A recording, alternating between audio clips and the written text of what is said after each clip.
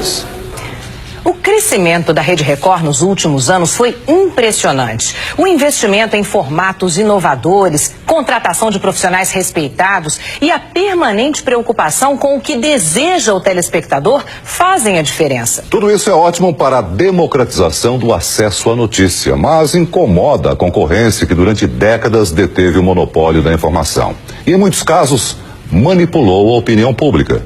A agressividade da TV Globo surpreendeu os brasileiros ontem à noite. Foi um ataque direto e desesperado à sua principal concorrente, a Rede Record. Foram exatos 10 minutos no seu principal noticiário, um tempo raro para telejornais. Veja o tempo que as outras emissoras dedicaram ao assunto. Cultura não noticiou, Rede TV não noticiou, Bandeirantes 2 minutos, SBT 4 minutos, Globo 10 minutos. Não é novidade que a família Marinho usa a emissora de televisão para seu jogo de interesses. A história denuncia acordos suspeitos, perseguições, dinheiro ilegal do exterior, apoio à ditadura militar e até tentativas de fraudes em eleições.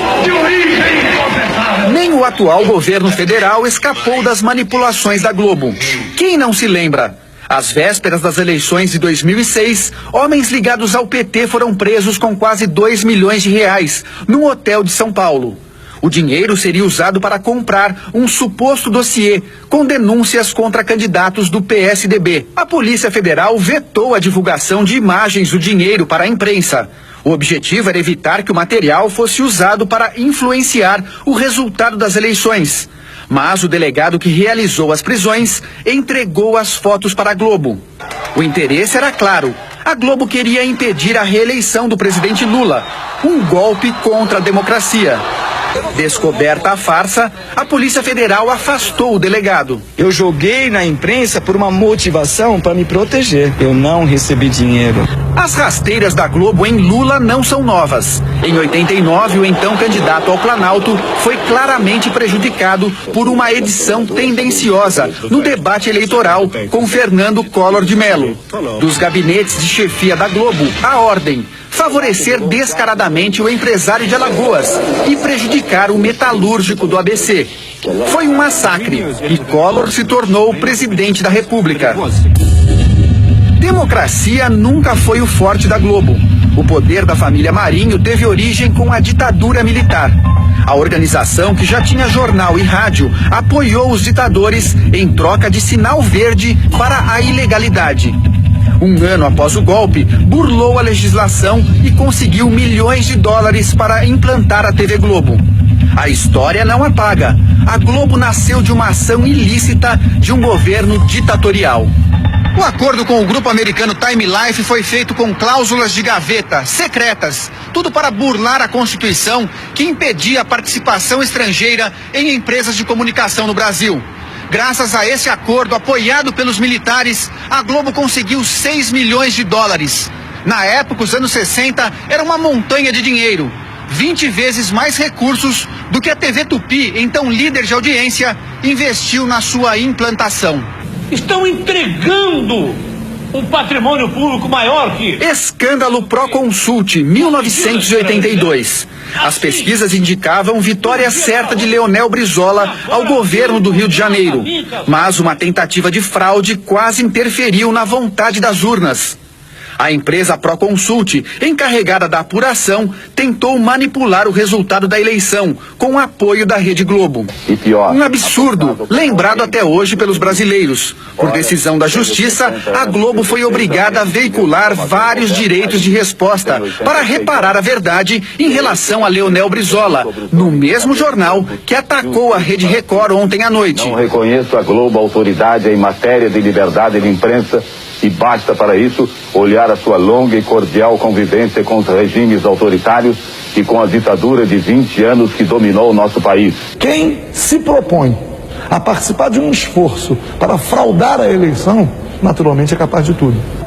2 anos depois do escândalo Proconsult, o povo fez a Globo engolir a democracia.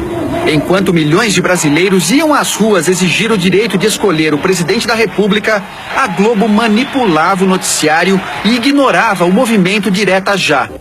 A população, indignada, criou um bordão que ecoava pelas ruas do país e ainda hoje repercute em vídeos na internet.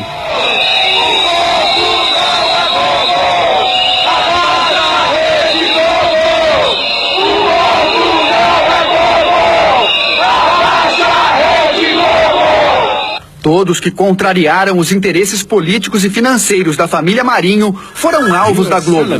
Assim acabaram as carreiras políticas do ex-ministro Ibrahim Abiakel, do ex-presidente da Câmara Federal Ibsen Pinheiro e do então ministro da Saúde Alceni Guerra.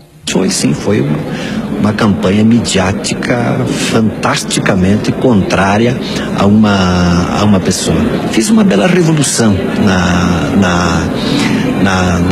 na saúde e saí assim enxotado. No violento ataque à Rede Record, uma pergunta ficou no ar: como a Globo teve acesso a documentos do Ministério Público que estavam sob segredo de justiça?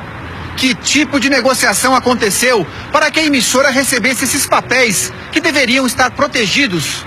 O que me parece é que isso traz duas graves consequências. O primeiro é que você passa a ter uma especulação na mídia sobre informações que são informações dadas parcialmente. Você cria, portanto, uma informação que não é precisa porque ela não é total. O segundo ponto que é muito grave é que me parece que essa violação de sigilo deveria implicar até em eventual responsabilidade para aqueles que divulgaram a informação de alguma forma. Eu acho que você divulgar quebra de sigilo telefônico, quebra de sigilo bancário, para obter efeito na mídia, para com isso valorizar o processo, isso é uma coisa muito grave. Outras dúvidas não se calam. O que motivou os ataques contra a Rede Record? Qual a razão para tanta agressividade? A resposta pode estar na ameaça ao monopólio da comunicação no Brasil. Na Record, grandes eventos esportivos, mais novelas, mais opções de entretenimento, mais informação. Ganha televisão, ganham os brasileiros. E em setembro vem mais. O Grupo Record inaugura o R7, o maior lançamento da internet dos últimos anos no país. Os números atuais da televisão brasileira também podem explicar a ira das organizações Globo. A Rede Record conquista cada vez mais audiência e faturamento, o que incomoda a Rede Globo. Ontem, por exemplo, no dia dos ataques da Globo, a Rede Record foi líder absoluta de audiência no Fala Brasil, no Hoje em Dia e na série CSI Miami. O reality show A Fazenda, segundo o Ibope, chegou a 21 pontos de média, contra 16 da Globo.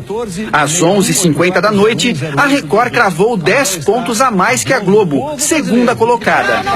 Ao longo do dia, foram 341 minutos, mais de 5 horas e meia em primeiro lugar.